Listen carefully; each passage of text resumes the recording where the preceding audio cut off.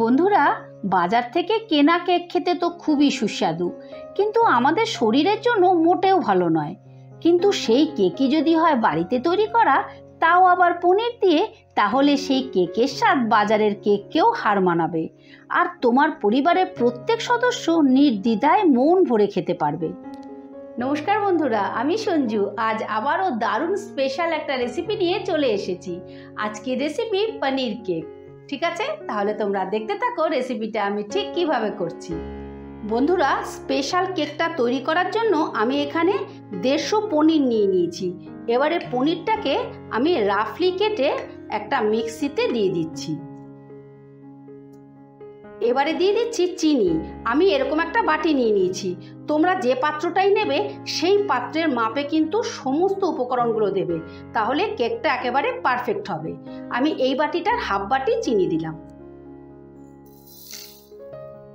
আবার ওই বাটিটারই 1 বাটি দুধ দিচ্ছি।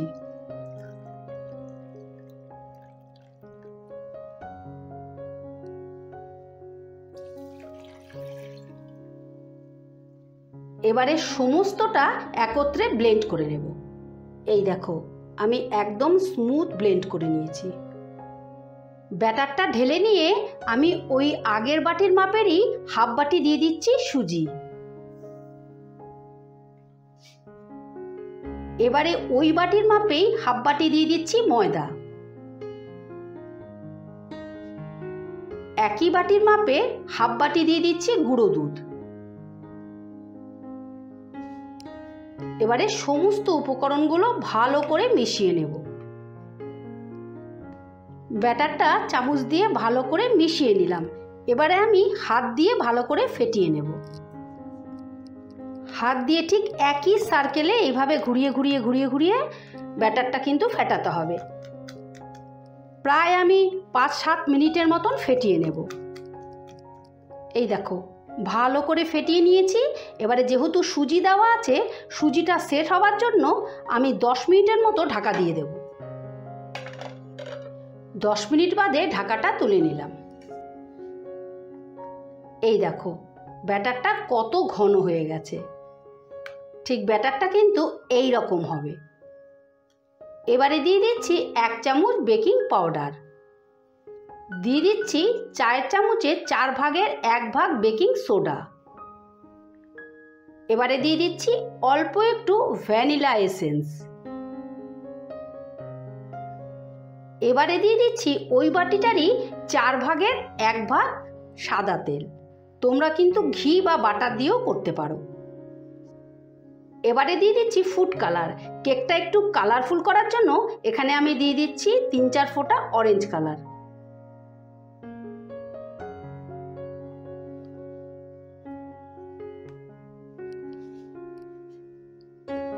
এবারে সমস্তটা দিয়ে আবারও 2 মিনিটের মতো আমি মিশিয়ে নেব। বন্ধুরা, তোমাদেরকে আমি কিন্তু আরেকবারও বলছি, তোমরা যে কোনো একটা পাত্রের মাপে কিন্তু সমস্ত উপকরণগুলো নেবে, তাহলে কিন্তু কেকটা একেবারে পারফেক্ট হবে।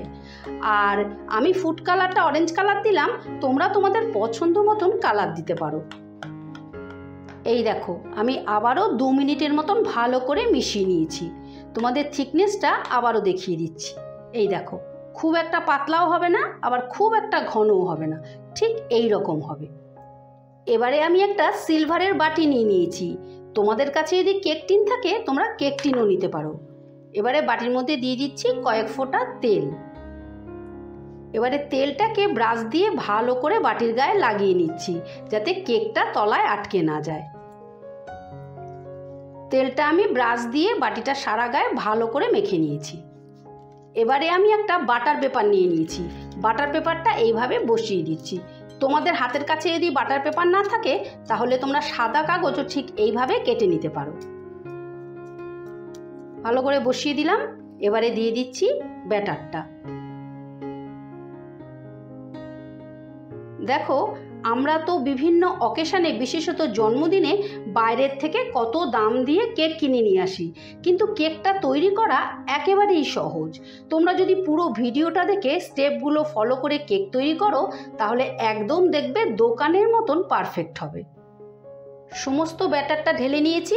এবার বাটিটা ধরে একটু এরকম ট্যাপ ট্যাপ করে নেব, তাহলে কি হবে, ভেতরে যে বাতাসটা আছে সেটা বেরিয়ে যাবে।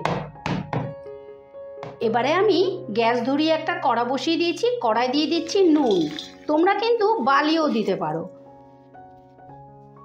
এবারে নুনটাকে ভালো করে ছড়িয়ে দিচ্ছি। এবারে গ্যাসের আঁচটা বাড়িয়ে দিয়ে 5 মিনিট এটাকে আমি ফ্রি হিট করে নেব, তার জন্য ঢাকা দিয়ে দিলাম। 5 মিনিট বাদে ঢাকাটা তুলে নিলাম। এটা বেশ ভালো গরম হয়ে গেছে। এবারে বসিয়ে দিচ্ছি একটা স্ট্যান্ড। এবারে খুব আস্তে করে বাটিটা বসিয়ে দিতে হবে। এবারে কেকটা হওয়ার জন্য 35 মিনিটের মতো ঢাকা দিয়ে দিলাম, কিন্তু অবশ্যই গ্যাসের আঁচটা লোয়ে রাখতে হবে। বন্ধুরা 20 মিনিট বাদে ঢাকাটা আমি তুলে নিলাম। এবারে দিয়ে দিচ্ছি কিছুটা ড্রাই ফ্রুটস। তোমরা কিন্তু ড্রাই ফ্রুটসটা নিজের পছন্দ মতো দিতে পারো। দিয়ে দিচ্ছি অল্প একটু কিশমিশ। এবারে দিয়ে দিচ্ছি কিছুটা কাজু বাদাম। এবারে দিয়ে দিচ্ছি কয়েকটা চেরি ফল। দিয়ে দিচ্ছি কয়েকটা টুটি ফ্রুটি। আগে দিলে কি হতো, এগুলো সমস্ত তলায় চলে যেত, তাই এই 20 মিনিট বাদে দেবে, তাহলে সমস্তটা ওপরে থাকবে আর দেখতে ভালো লাগবে। ভালো করে সেট করে দিয়েছি। 20 মিনিট বাদে ঢাকাটা তুলেছি। এবারে আমি আরও 15 মিনিট বেক করে নেব। 15 মিনিট বাদে ঢাকাটা তুলে নিলাম। এই দেখো কত সুন্দর ফুলে উঠেছে। এবারে আমি একটা ছুরি দিয়ে চেক করে নেব যে ঠিকঠাক বেক হলো কিনা। তোমরা যে কোনো কাঠি দিয়েও চেক করে নিতে পারো।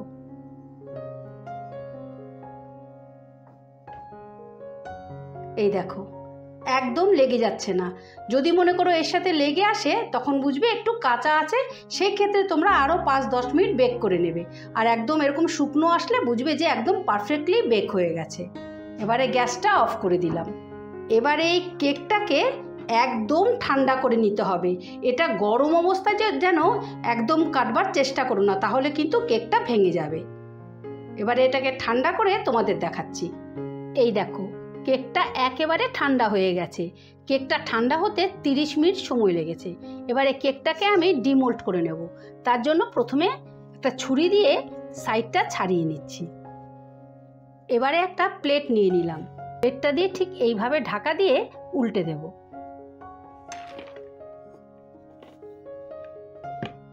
ওপরে একটু এরকম ট্যাপ ট্যাপ করে দেবে, তাহলেই দেখবে খুলে যাবে।